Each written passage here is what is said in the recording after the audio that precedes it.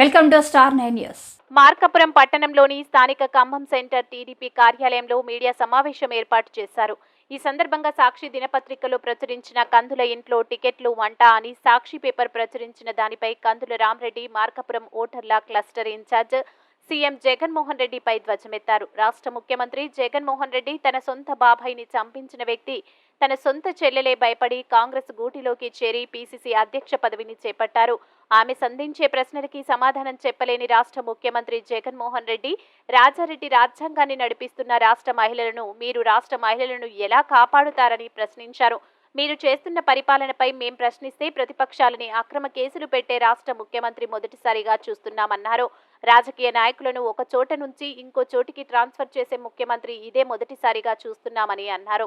న్యాయం చేయలేనటువంటి జగన్మోహన్ రెడ్డి తన అక్రమ సంపాదనతో ఒక సాక్షి ఛానల్ ఒకటి, సాక్షి పేపర్ ఒకటి పెట్టి కుటుంబాల మధ్య, అన్నదమ్ముల మధ్య విభేదాలు సృష్టించి అది ప్రతిపక్ష పార్టీలలో విభేదాలు కావాలని చెప్పి కల్పిత కథనాలు రాసుకుంటూ వాళ్ళకు గొడవలు పెట్టాలన్న ఉద్దేశంతో మీరు దుష్ట పన్నాగాలు పన్నుతూ ఉన్నారు.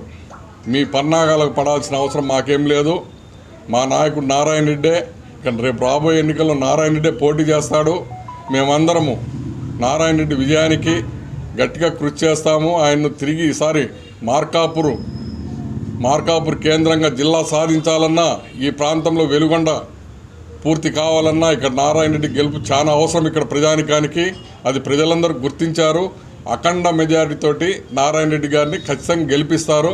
మేమెవరం ఇక్కడ టిక్కెట్లు అడగట్లేదు. పార్టీ ఆదేశానుసారం నారాయణ రెడ్డి ఇప్పటి వరకు పార్టీకి వెన్నెముకలాగుండి పార్టీ పటిష్ట కోసము ఆయన కృషి చేస్తూ ఉన్నారు. పార్టీని బలోపేతం చేయడానికి అహర్నిశలు నిద్రాహారాలు మాని రాత్రనక పగలనక కష్టపడతా ఉన్నాం మా కుటుంబం మొత్తము. రేపు రాబోయే ఎన్నికల్లో మా అభ్యర్థిగా చంద్రబాబు నాయుడు గారు నారాయణ రెడ్డినే ప్రకటిస్తారు. దానికి మేమందరం బలపరుస్తామని చెప్పి తెలియజేస్తూ ఉన్నాం. పోతే ఈ జగన్మోహన్ రెడ్డి పరిపాలన ఎంత దుర్మార్గంగా ఉందంటే, సొంతము తోడబుట్టిన చెల్లెల్నే అతి కిరాతకంగా ఆమెపై అత్యాయత్నం చేసినాడు. ఆమె భయభ్రాంతులకు గురయ్యి ఆయన ముఖ్యమంత్రి అయిన తర్వాత తాడేపల్లి ప్యాలెస్కు 2 సార్లు పోయినానని చెప్పింది. అది మొదటి 3 నెలల్లో. తర్వాత ప్యాలెస్కి పోతే మా చిన్నాయన పట్టిన గతి నాకేడపడుతుంది అని చెప్పి, నా మర్దికి పట్టిన గతి నాకేడపడుతుంది అని చెప్పి అట్లా షర్మిలమ్మ కానీ అట్లా విజయమ్మ కానీ తాడేపల్లి ప్యాలెస్కు చాలా దూరంగా అజ్ఞాతవాసం గడుపుతూ ఉన్నారు.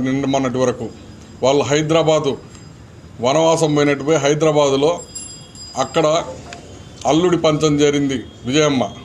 ఈ కొడుకు తన స్వార్థ రాజకీయ